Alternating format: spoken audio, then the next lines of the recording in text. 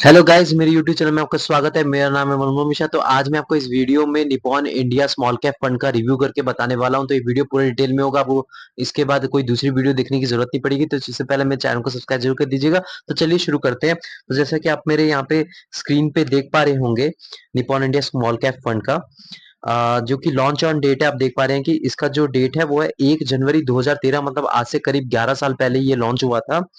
और अगर इसका कैटेगरी रिटर्न देखें तो 22.18% तक का रिटर्न है। और लेकिन अगर आप इस फंड का रिटर्न देखें तो 27% तक का रिटर्न है, जो कि मैं आपको बता रहा हूँ म्यूचुअल फंड में सबसे ज्यादा रिटर्न मिला है 10 इयर्स के अगर टाइम फ्रेम में देखा जाए। तो वो कोई वो है तो यही फंड है। मतलब 27% तक अभी तक किसी ने भी म्यूचुअल फंड ने लगातार 10 इयर्स तक का कंपाउंडेड रिटर्न नहीं दे रखा है। तो आप देख पा रहे हैं कि बहुत ही अच्छा खासा सक्सेसफुल स्मॉल कैप फंड है। और मान लीजिए आपने 1000 रुपए आपके पास है और आपने 10 साल पहले एसआईपी शुरू किया होता, तो आपका जो फंड है वो डिपॉजिट होता आपका 1,20,000 रुपए। लेकिन वो जो 1,20,000 रुपए आपका कन्वर्ट होके 6,37,000 हो जाता। मतलब 6,37,000। मतलब आपका जो पैसा है वो 6 गुना हो जाता विद इन 10 ईयर्स। तो आप देख पा रहे हैं कि कितना अच्छा खासा इंटरेस्ट मिल रखा है। और दूसरा चीज, अगर मान लीजिए आपने इसमें ना करके मान लीजिए आपने 1000 रुपए गोल्ड में एसआईपी किया होता, तो आपका टोटल डिपॉजिट वही 1,20,000 हुआ होता। और वो 1,20,000 का 1,93,000 रुपीज हुआ होता। मतलब almost double, not double but almost double आप कंसिडर कर सकते हैं। और अगर आपने यही चीज एफडी में किया होता, तो आप देख पा रहे हैं कि आपको डिपॉजिट 1,20,000 हुआ होता और आपको जो रिटर्न है, आपका जो पैसा है वो 1,74,000 रुपए ही हुए होते। मतलब 1,74,000। तो आप देख पा रहे हो कि पावर ऑफ इन्वेस्टिंग देख पा रहे होंगे कि मतलब अगर आपने Nippon India small cap fund में किया होता, तो आपका 6,37,000 तक का अमाउंट हो गया होता। और आपका सिर्फ जो प्रिंसिपल अमाउंट होता वो सिर्फ 1,20,000 रुपए होता। तो अगर आप इसका रिटर्न और वर्सेस कैटेगरी देखें तो रिटर्न हाई है, मतलब बहुत ही ज्यादा है इसका रिटर्न। अगर आप देखें कोई स्मॉल कैप फंड है, मोस्टली जितने स्मॉल कैप फंड है वो 18% से लेकर 22% तक का रिटर्न देते हैं। और आप उसको उस स्मॉल कैप फंड को बहुत ही अच्छा खासा स्मॉल कैप फंड कंसिडर करते हैं। लेकिन यहाँ पे तो 27% तक का रिटर्न मिल रखा है। तो बहुत ही अच्छा स्मॉल कैप फंड है ये। और अगर इसका रिटर्न देखें, मतलब इसका रिस्क वर्सेस कैटेगरी देखें, तो एवोव एवरेज है। मतलब एवरेज से भी ज्यादा इसका रिस्क है।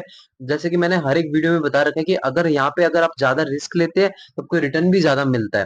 तो आप जितना ज्यादा रिस्क ले सकते हैं उतना ज्यादा आपको रिटर्न मिलता है, उतना ज्यादा आपको वॉलिडिटी फेस करनी पड़ती है।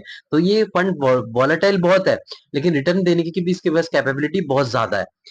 अब उसके आगे जो अगर आप मिनिमम एसआईपी देखें, अगर आपके पास 100 रुपए भी है तो मिनिमम एसआईपी 100 रुपए से भी स्टार्ट कर सकते हैं हर महीने। और अगर आप वन टाइम इन्वेस्टमेंट देखें तो 1000 रुपए से आप वन टाइम इन्वेस्टमेंट कर सकते हैं। मतलब अगर आप मान लीजिए आप लमसम करना चाहते हैं तो आपके पास अगर मिनिमम 1000 रुपए तो आप कर सकते हैं। और लॉक इन पीरियड अगर देखा जाए तो कोई लॉक इन पीरियड नहीं है, जैसे कि आप देख पा रहे हैं। और मतलब आप कभी भी पैसा अपना डिपॉजिट कर सकते हैं और कभी भी पैसा अपना निकाल सकते हैं। और अगर एयूएम की बात करें, मतलब एसेट अंडर मैनेजमेंट की बात करें, तो ये कम से कम 45,4749 करोड़ रुपीज। और मैं आपको बताऊं तो ये एयूएम बहुत ही बड़ा है। मतलब 45,749, मतलब इतने करोड़ रुपए तक पैसे मतलब अभी इसमें इन्वेस्टेड है। तो आप देख पा रहे हो कि इसका ईयूएम साइज कितना ज्यादा है। तो मैंने आपको बहुत सारे वीडियोस में बता रखा है कि एयूएम का जो रोल होता है ना, मतलब भले ही इसका ज्यादा इम्पैक्ट नहीं होता, लेकिन फिर भी एक पार्शियल इम्पैक्ट रहता है। इम्पैक्ट ये रहता है कि मैं मतलब अगर मान लीजिए आपका एयूएम साइज बहुत ज्यादा है ना, मतलब जैसे इस फंड का है, तो फंड मैनेजर को मैनेजमेंट करने की बड़ी दिक्कत होती है। उसको समझ नहीं आता कि यार इतना ज्यादा कैश को हम कैसे संभाल के रखें, कैसे इन्वेस्टमेंट करें। तो चीजें क्या होती है कि वो जब थोड़े बहुत पैनिक में आ जाते हैं। और कभी कभार आपने सुना हो कि जो Nippon India small cap fund है, उनका जो ये वन टाइम इन्वेस्टमेंट है, मतलब जो लमसम है, वो अपना लमसम बंद कर देते हैं और एसआईपी को ही जारी रखते हैं। क्योंकि वो फंड मैनेजर को थोड़ा तकलीफ होती है मैनेजमेंट करने के लिए। तो वो चाहते हैं कि यार थोड़ा और कम इन्वेस्टमेंट हो, मतलब थोड़ा अपने आप को बचाना चाहते हैं। लेकिन मान लीजिए अगर फंड मैनेजर ठीक ठाक से इसको मैनेज कर लेते हैं तो आपको डेफिनेटली फंड एयूएम का कोई ज्यादा इम्पैक्ट नहीं पड़ेगा। लेकिन हाँ, मैंने हर एक वीडियोस में बता रखा है कि अगर आपका एयूएम 15,000 करोड़ से लेकर आपका 30,000 करोड़ के बीच में, उसको एक बेहतरीन एयूएम माना जाता है। क्योंकि अगर मान लीजिए आपने कम एयूएम वाले में भी इन्वेस्टमेंट कर रखा है, तो उसमें बहुत लोगों कम लोगों ने इन्वेस्टमेंट कर रखा है। तो मतलब मान लीजिए, तो आपको थोड़ा डर रहता है कि मतलब वो एक नया नया फंड है। वो एक फंड मतलब एक ऐसा फंड है जो वेल एस्टैब्लिश्ड नहीं है। तो अगर वेल एस्टैब्लिश्ड नहीं है तो आपको थोड़ा डर रहेगा कि यार मतलब मैंने ऐसे फंड में इन्वेस्टमेंट कर रखा है जिसमें भाई एयूएम जाइट मतलब लोगों ने ही बहुत बहुत कम लोगों ने इन्वेस्टमेंट कर रखा है, तो आपके दिमाग में ये चीजें आती रहेगी। तो इसीलिए जो मैं बेहतरीन जो एयूएम साइज मानता हूँ वो 15,000 करोड़ से लेकर आपका 30,000 करोड़ तक है। तो आप उसमें इन्वेस्टमेंट कर सकते हैं, तो आपका थोड़ा एयूएम थोड़ा सेफ हो जाता है। लेकिन सबसे अगर इतना ज्यादा भी है तब भी कोई इम्पैक्ट नहीं पड़ता अगर फंड मैनेजर उसको अच्छे खासा मैनेजमेंट कर लेते हैं। अब उसके बाद बात करें तो एक्सपेंस रेशियो इसका जो है वो 0.79% तक है, मतलब 0.8% तक है।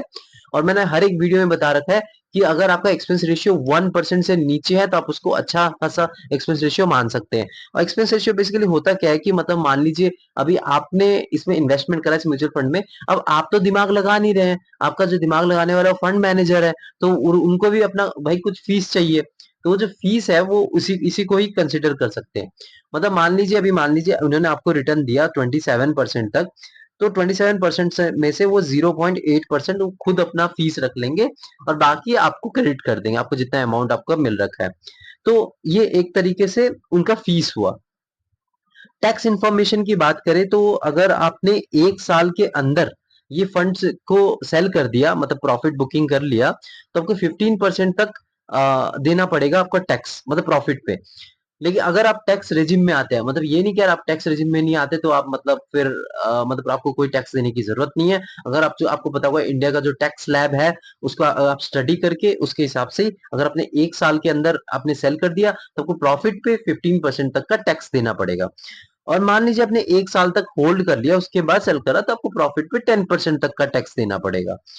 और अगर बात करते हैं कि अगर मान लीजिए आपने आज इन्वेस्टमेंट किया और 1 साल के अंदर ही आपने उसको सेल कर दिया तो आपको 1% एग्जिट लोड लगेगा।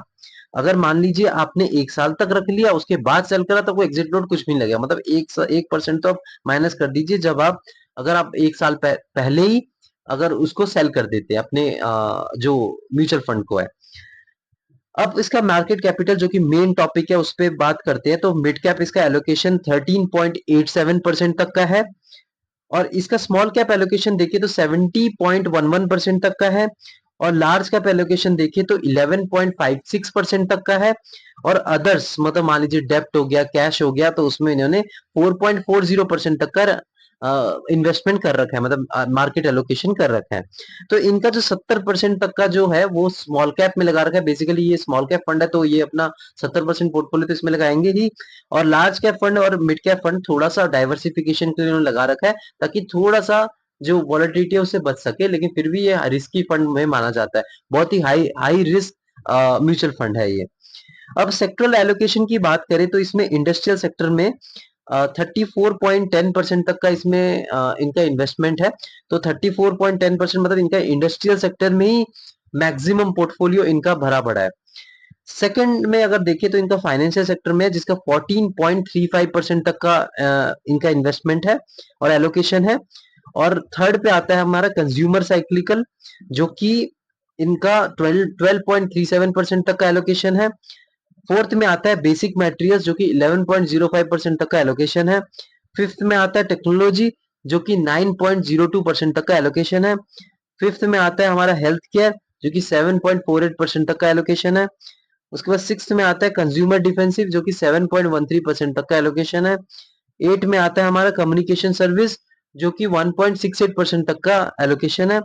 उसके बाद आता है हमारा नाइन में एनर्जी जो कि 1.06% तक का एलोकेशन है। उसके बाद आता है रियल स्टेट जो कि 0.33% तक का एलोकेशन है।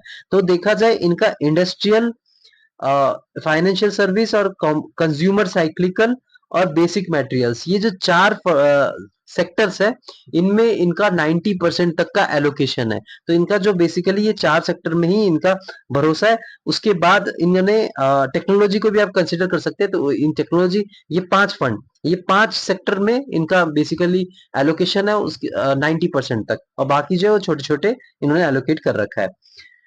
और अगर आप फंड मैनेजर्स की बात करें तो इनका किंजल देसाई है जो कि 5.94 ईयर्स तक के एक्सपीरियंस है, मतलब 6 ईयर्स तक का एक्सपीरियंस है।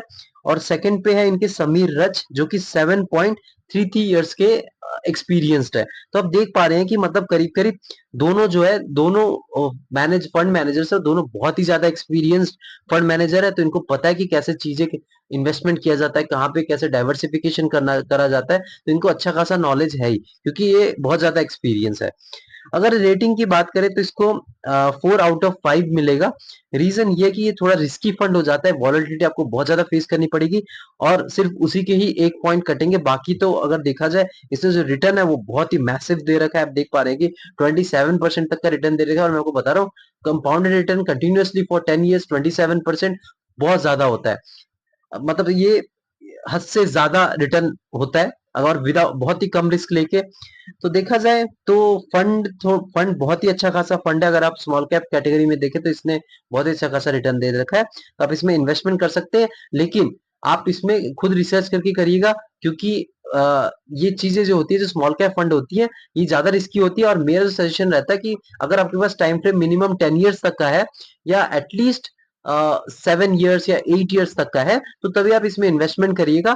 लेकिन हाँ, याद रखें कि अब आप मान लीजिए आपने 10 इयर्स तक का सोच के रखा है, 10 ईयर तक आपने इसको होल्ड करा और तब आपको रिटर्न अच्छा खासा मिल गया 22-25% तक। लेकिन फिर उसके बाद कुछ प्रॉब्लम आ जाती है, फाइनेंशियल क्राइसिस आ जाता है या कुछ आ जाती है, तब आपको कोई डरना नहीं है। तब आपको इसमें इन्वेस्टमेंट करना है, तब आपको लमसम करना है, ताकि वहां पे आपका जो पैसा है वो एवरेज आउट हो जाए और आपको अच्छा खासा रिटर्न मिल सके। तो मेरे चैनल को सब्सक्राइब जरूर कर दीजिएगा, मैं ऐसे वीडियो लाता रहता हूँ। Thank you.